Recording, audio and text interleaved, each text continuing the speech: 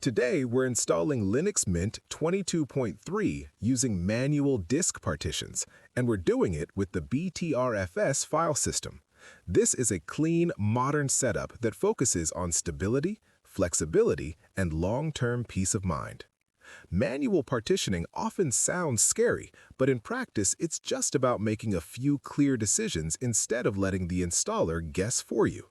By the end of this video, you'll know exactly where your system lives, how it boots, and why BTRFS is worth using in 2025. We begin from the Linux Mint Live desktop.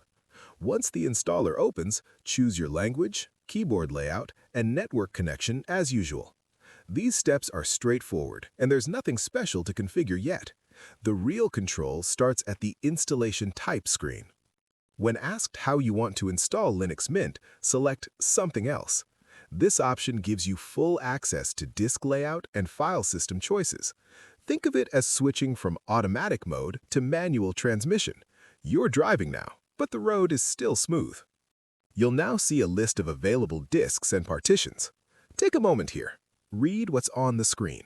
If you're installing on a fresh drive, you'll mostly see unallocated space. If you're dual booting, make sure you clearly identify which space belongs to Linux Mint. Never touch Windows or data partitions unless you are completely certain. We start by creating the EFI system partition.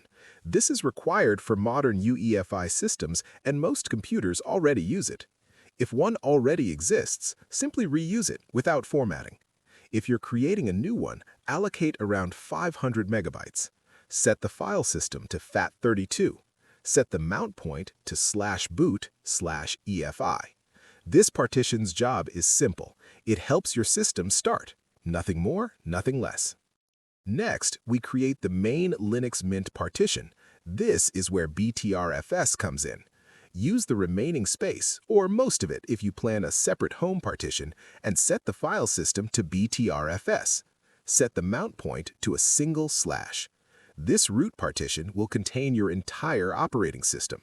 BTRFS allows efficient snapshots, fast recovery, and better handling of file changes compared to older file systems. You won't notice it day to day, and that's actually the point. Good file systems work quietly. Now let's talk about swap, because this is where people often overthink things. On modern systems, Linux Mint handles swap automatically using a swap file. With BTRFS, this works well and keeps the setup simple. Unless you have a specific reason to create a swap partition, you can safely skip it. If you prefer a separate home partition, you can create another BTRFS partition and mount it at /home. This keeps personal files separate from system files. However, many users today rely on BTRFS snapshots instead, keeping everything under the root file system. Both approaches are valid. Choose the one that matches how you maintain your system. Before continuing, pause and review your layout. Make sure the EFI partition is correct. Make sure the root partition uses BTRFS and is mounted at /, and make sure the bootloader installation target points to the main disk, not a partition.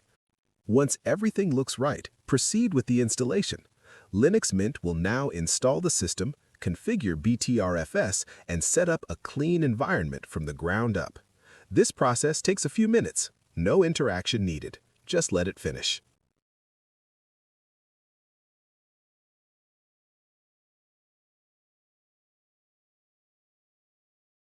When the installer completes, restart the system and remove the installation media when prompted.